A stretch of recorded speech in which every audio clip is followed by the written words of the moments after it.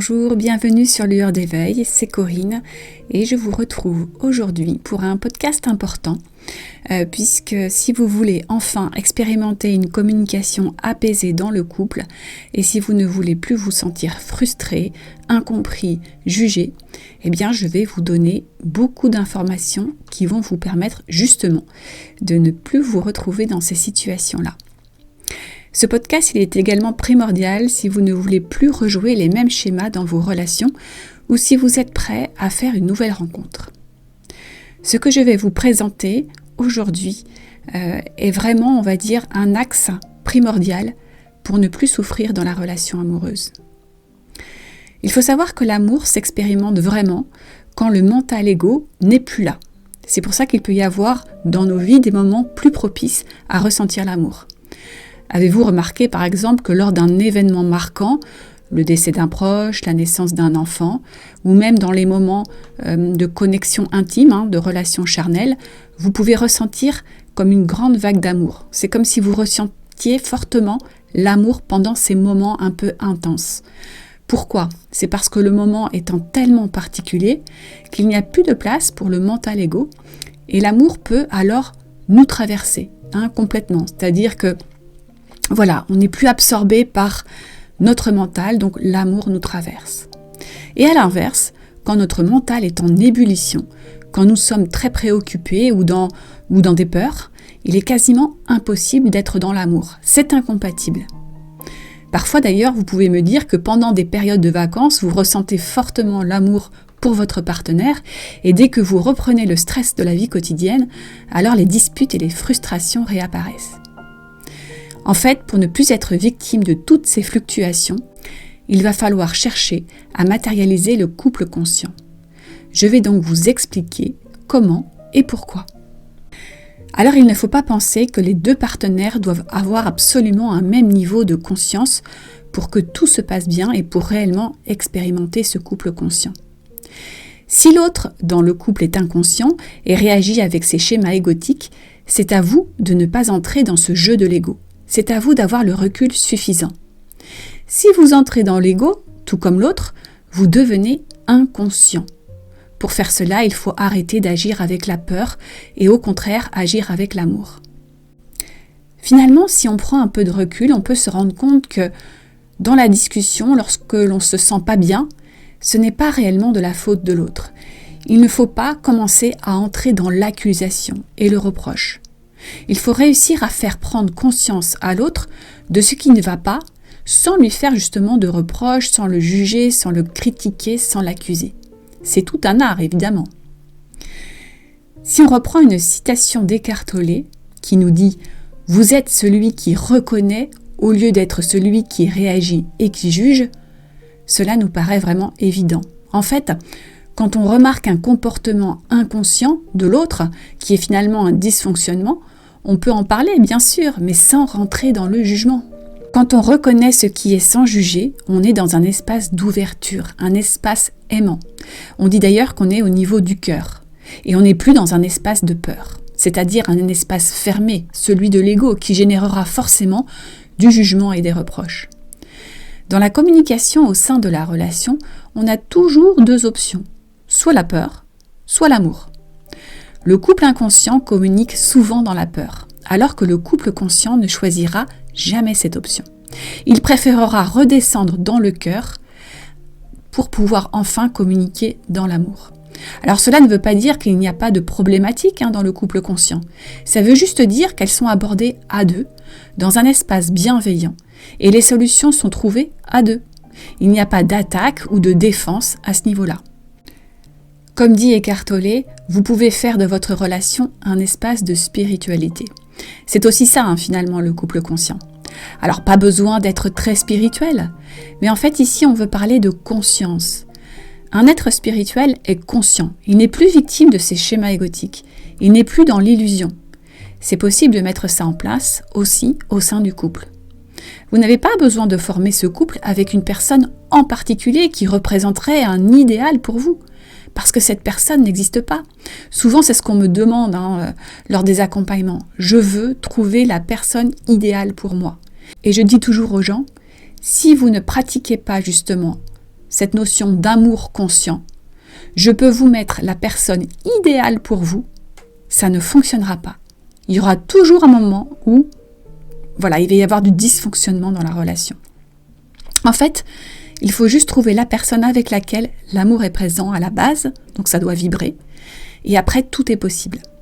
Dans ce couple conscient, il faut savoir écouter le partenaire de manière ouverte et surtout pas de manière défensive. Il faut aussi être dans l'accueil de ce que l'autre est, en l'écoutant sans lui faire de reproches, en lui laissant l'espace suffisant pour s'exprimer. Car dès qu'on va commencer à faire de reproches, à critiquer ou à juger, il va y avoir un phénomène d'autodéfense qui va se déclencher, et là on revient à l'ego. On n'est plus dans l'espace du cœur. Alors que si on est dans l'ouverture, dans l'accueil, dans l'écoute, sans critique, sans jugement, sans reproche, on laisse l'autre redescendre dans son cœur, donc il n'a plus besoin de se défendre, et là, ça devient une discussion de cœur à cœur. Et ainsi, on apaise énormément la relation. En fait, la communication agressive, dans la critique et le jugement, atteint le corps de souffrance des deux partenaires. Et la communication ne pourra jamais être apaisée.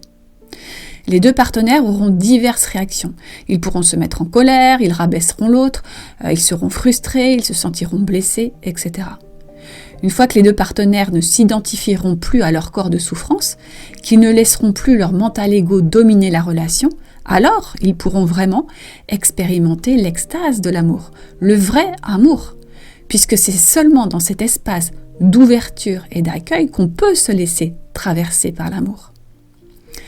En fait, ce n'est plus un espace où on vient combler des manques, où on vient déverser sa rancœur et son amertume. Au contraire, ça devient un lieu de paix où réellement l'amour peut s'exprimer. Dans cet espace apaisé, où l'amour peut être partagé, vous entrez dans ce que l'on appelle l'unité.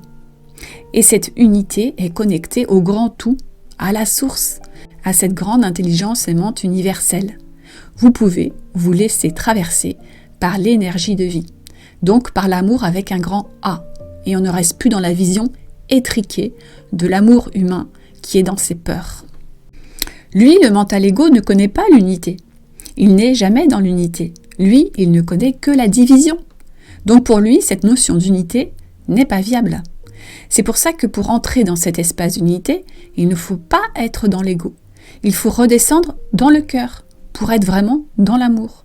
Seul l'amour peut pénétrer l'espace d'unité. Vous voyez bien autour de vous que tout ce qui nous divise ne vient jamais de l'amour. Les guerres, le racisme, toutes les discriminations.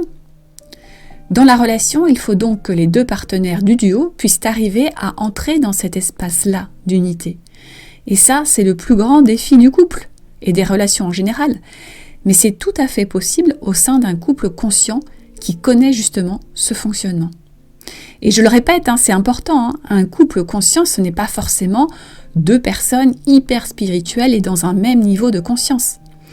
Mais s'il y en a un qui est un peu plus en conscience, il peut tout doucement amener l'autre dans cet espace d'unité, avec bienveillance, avec douceur, avec amour. Car quelqu'un qui va se sentir accueilli, reconnu, écouté dans la bienveillance et le non-jugement, il n'aura qu'une envie, c'est d'y aller lui aussi dans cet espace d'unité. Il n'aura plus besoin d'activer son système d'autodéfense. Alors il peut aussi y avoir le cas au sein de votre couple, par exemple d'une personne qui ne va pas forcément entrer dans le jugement, les critiques et les reproches, mais qui sera très effacée, voire non impliquée, comme si elle était dans le déni de ce qui est en train de se passer. Vous êtes beaucoup à me parler de ça, et souvent, alors moi j'accompagne principalement des femmes, et souvent ce sont des femmes qui se plaignent justement d'un homme qui est dans ce cas-là, c'est-à-dire que finalement il baisse un peu les bras. On dit que ce sont des personnes qui ne vont jamais exprimer dans la relation. Elles sont en retrait, elles sont très distantes. Dans ce cas-là, bien sûr, ça veut dire qu'il n'y a pas de conscience de la part de cette personne-là.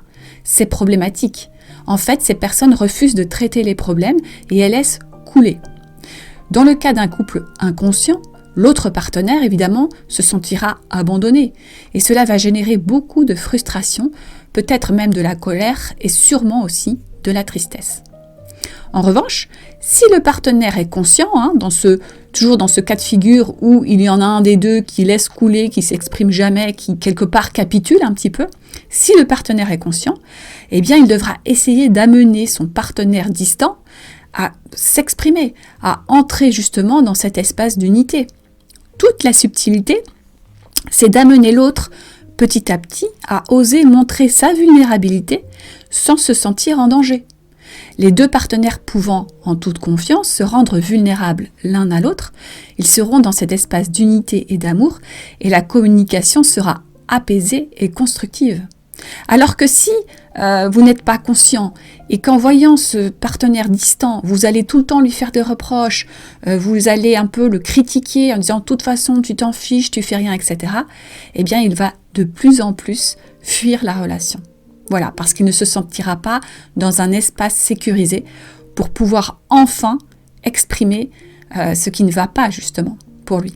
Alors si jamais dans votre relation, il y a une grande différence de conscience, par exemple, si de votre côté vous cheminez en conscience alors que ce n'est pas le cas de votre partenaire, par exemple il est toujours victime de ses schémas égotiques, il n'arrive pas à en sortir, alors ce sera certainement difficile et encore plus difficile pour celui qui est inconscient, puisqu'il se rendra compte que même s'il met en route son ego, en faisant par exemple des reproches et en critiquant, l'autre, qui est conscient, ne réagira pas et ne rentrera pas dans son jeu. Donc finalement, contrairement à ce qu'on peut imaginer, c'est plus souffrant pour celui qui est inconscient.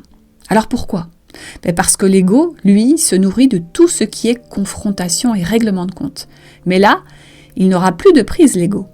Le partenaire inconscient aura beau vouloir entrer dans le combat, son partenaire conscient ne voudra plus monter sur le ring. Quelquefois, au sein de la relation, lorsque les deux corps de souffrance des deux partenaires réagissent fortement, il peut y avoir beaucoup d'agressivité générée de part et d'autre, avec de la colère, des reproches, encore une fois, des critiques. Ça peut être vraiment, on va dire, violent. Jusqu'à un point où les deux corps de souffrance seront allés tellement loin qu'ils seront, comme entre guillemets, rassasiés de toute cette rancœur. Ils seront à bout, et donc on arrivera dans ce cas-là à un nouvel état un petit peu de latence. C'est le terme utilisé par Eckhart Tolle. Donc après la répulsion, c'est-à-dire ces moments d'agressivité, il y aura à nouveau de l'attraction. Les deux personnes auront pu se pourrir la vie, quelque part, auront pu se faire beaucoup de mal, parfois verbalement et ou physiquement, jusqu'à un point de non-retour, et là, il peut y avoir une réconciliation. Souvent d'ailleurs, cette réconciliation se fait sur l'oreiller. Alors ce qui est très mauvais d'ailleurs, car on sait qu'avoir des relations sexuelles quand les deux égos ne sont pas apaisés, quand il y a une tension entre les deux partenaires, c'est extrêmement mauvais, car la relation sexuelle n'est pas seulement un acte physique, mais il y a aussi un échange d'énergie. Et dans ce cas, l'énergie échangée est extrêmement négative. Comme je le dis souvent, les relations et surtout les relations amoureuses sont des vrais terrains d'évolution. Et donc, il faudrait qu'à chaque fois que dans le couple il y a un dysfonctionnement ou un état inconscient qui se réveille, mettre de la conscience et se dire que c'est un nouveau défi qui va nous permettre d'évoluer, de passer un cap. C'est vraiment une grande clé dans la relation lorsque l'on comprend ça. Sinon, vous reproduirez toujours les mêmes schémas et vous n'évoluerez pas. Donc, au lieu de rester avec une vision extérieure du problème, par exemple, vous vous dites « l'autre dysfonctionne, l'autre est dans son ego, l'autre me juge, il me fait des reproches », eh bien à l'inverse, vous devez absolument faire le chemin de retour vers vous-même et comprendre ce qui est en train de se passer et adopter la bonne attitude pour éviter d'accentuer ce dysfonctionnement et renforcer encore plus l'ego de l'autre. C'est seulement en vous transformant vous et votre attitude que vous amènerez l'autre à aussi opérer cette transformation, afin justement de rééquilibrer la relation. Alors il y a une chose importante, c'est que l'état conscient, évidemment, ne nie pas la douleur présente dans la relation, qui est vécue. Il peut y avoir de la souffrance dans la relation, c'est pas nier cette souffrance, bien sûr, mais c'est la dépasser, c'est aller au-dessus de ça. Ce n'est pas la laisser nous envahir inconsciemment et nous faire déclencher nos schémas habituels dysfonctionnels d'autodéfense, d'auto-sabotage et d'agressivité. Si vous entrez dans cet espace d'unité et de conscience avec votre partenaire, si vous lui laissez cette possibilité d'entrer dans cet espace d'ouverture, même s'il est inconscient, il ne pourra pas se comporter de manière agressive ou non responsable indéfiniment. Il sera même invité à y aller dans cet espace d'unité. Et donc, il pourra y avoir une transformation qui va s'opérer petit à petit. C'est donc bien vous, par votre attitude consciente, qui faites évoluer la relation. Alors j'aime bien, je vais encore citer Eckhart Tolle aujourd'hui, mais il dit, cet homme, « La lumière est trop douloureuse pour quiconque souhaite rester dans l'obscurité. » Ça veut dire que si malgré cette ouverture, malgré cet espace d'accueil et de bienveillance que vous mettez dans la relation, si votre partenaire ne souhaite pas y entrer parce qu'il n'est pas prêt ou parce que ce n'est pas possible pour lui car il y a encore trop de souffrance et qu'il est toujours victime de son corps de souffrance, eh bien vous devrez certainement, à un moment donné, vous séparer.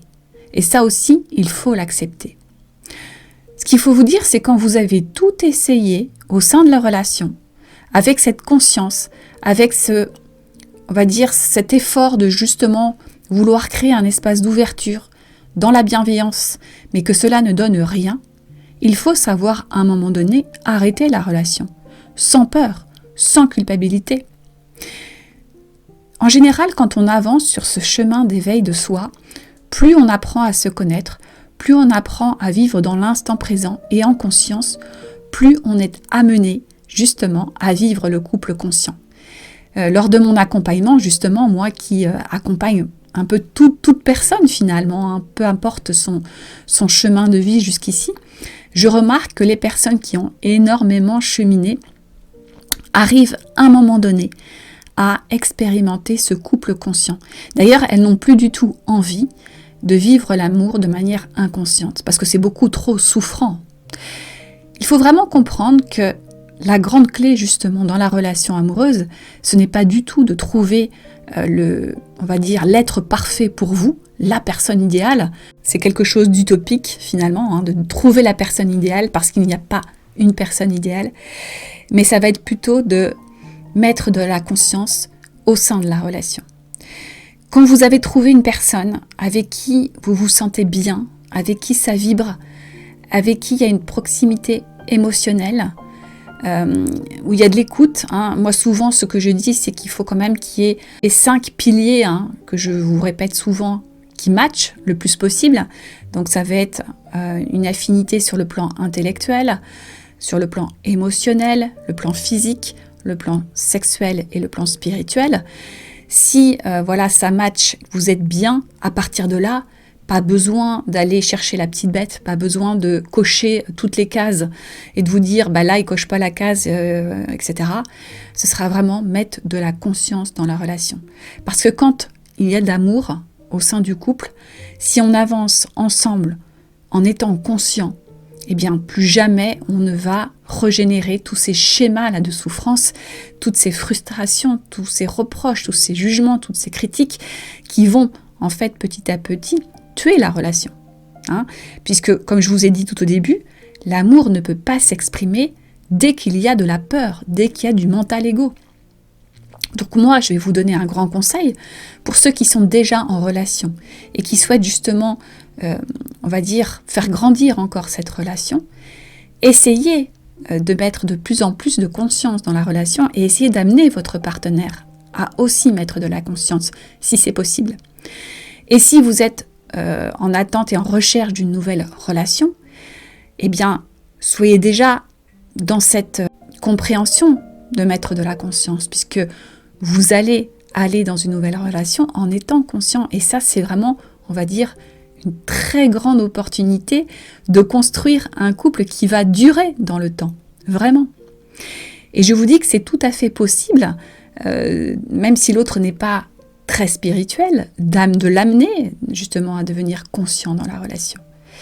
Et ça veut dire que c'est un espace bienveillant et de partage, et l'amour va vraiment grandir. C'est un couple qui va se construire, qui va être évolutif, qui va vous faire grandir. C'est pas un couple qui va dépérir, qui va se sentir frustré des deux côtés, qui va rester dans la relation juste par confort ou par peur de perdre. Non, c'est fini tout ça. Donc voilà, j'avais vraiment envie de vous parler de cette notion de couple conscient aujourd'hui parce que c'est vraiment un chemin d'évolution. Et je sais que lorsque j'accompagne des gens justement qui sont beaucoup dans la souffrance amoureuse, comme ces personnes font le chemin d'éveil d'elles-mêmes lors de l'accompagnement, je leur dis ça c'est évidemment le premier axe, c'est devenir conscient dans sa vie pour soi déjà, et après c'est aller dans la relation en étant également conscient et en amenant l'autre aussi à devenir conscient. Et quand vous irez vers ça, vous verrez que tout changera dans vos relations amoureuses et vous vous ferez grandir l'amour. Et là, c'est l'amour avec un grand A quelque part. C'est plus l'amour qui dysfonctionne, c'est un vrai amour partagé, conscient et évolutif. Voilà, c'est ce que j'avais envie de vous dire aujourd'hui. N'hésitez pas à liker cet audio si il vous a plu, à le partager aussi. Et moi, je vous retrouve très bientôt pour un nouveau sujet. Au revoir et merci pour votre écoute.